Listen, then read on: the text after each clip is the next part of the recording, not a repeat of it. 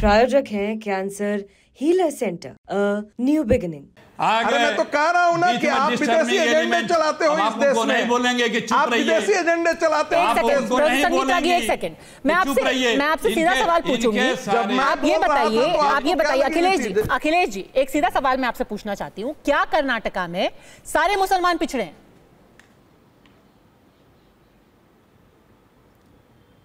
हम ये कह रहे हैं अगर इनको कोई आपत्ति है तो ये खुद कह रहे हैं कि अंडर जुडिशियल प्रोसेस में है, तो जाओ भैया, तुम्हारी सब जगह सरकार है, तेज कराओ।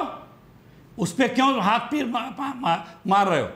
जो चीज सब जुडिस है उसमें जाओ, उसकी बात करो। आप तुम यहाँ झूठ को और फैलाने का काम कर रहे हो। जो आरक्षण दिया गया है वो कानून सम्मत है। तो अगर सारे मुसलमानों को कर्नाटक में आरक्षण का लाभ दिया जा रहा है तो क्या हम ये माने कि वहां सारे मुसलमान पिछड़े हुए हैं? भाई किसी आधार पे ही तो कोई अपने मन से तो किसी को बैकवर्ड में जोड़ नहीं लेता है। कोई एक रिपोर्ट आती है, यही तो बोला जा रहा है कि ये राजनीति के लिए किया गया होगी, उसने रिपोर्ट दी होगी। अरे वही, अरे फिर बोला आपने। आप जो बोलिए वही मैं पढ़ दूं, वही बोल दीजिए ना मुझको, हम वही पढ़ लूं, व्हाट्सएप भेज दिया करिए। मैं तो वही एलिबरेट करके बता रहा हूं ना कि वो किसी आधार पे हुआ होगा। अगर आपको वो आधार असंवैधानिक लगता है, नियम कानून विरुद्ध लगता है, तो आप ही तो कह रहे हैं कि वो कोर्ट में गया है मामला, तो आप कोर्ट में अपना पक्ष रखिए मजबूती से जल्द उसमें निर्णय कराइए। यहां अफवाह फैलाने की क्या जरूरत है आपको और उनको, दोनों लोगों को? ठीक है। तो ये आप कह रहे हैं कि पूरे कानूनी देश में जब भी कोई महत्वपूर्ण मुद्दा आता है तो बीजेपी उस चीज को डाइवर्ट करने के लिए ऐसे तैसे चीजें ले आती है। महाराष्ट्र में क्या कर रहे हैं? एक आदमी ने एक सटायर कर दिया, थर-थर कांप रहे हैं सारे, वहां सारे डबल ट्रिपल चारों इंजन वाले। अभी इसी मुद्दे पर एक लड़के ने थोड़ा सा कॉमेडी कर दी, थर-थर।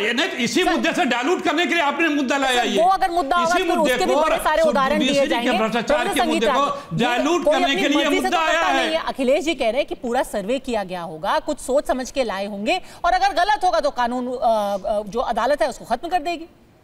उन्होंने भी अपनी पूरी प्रक्रिया का पालन किया है।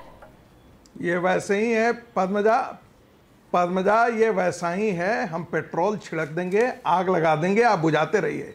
किसान आंदोलन पर ऐसे ही कांग्रेस पार्टी ने माचिस लगाई थी। शाहीन बाग के पीछे कांग्रेस पार्टी ही खड़ी थी।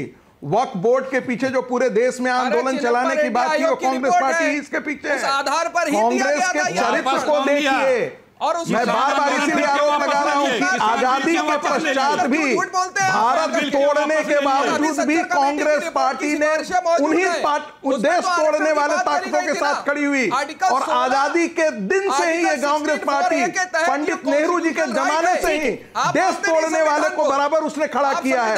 जितने इस्लाम के अंदर रेडिकल फोर्सेस थे उसको खड़ा करने का काम कांग्रेस पार्टी ने किया है। जितने ये संघी है, शाखा छाप लोग है, ये शाखा छाप लोग हमेशा संविधान विरोधी रहे हैं। मुसलमान कब संविधान के पक्ष में रहा है?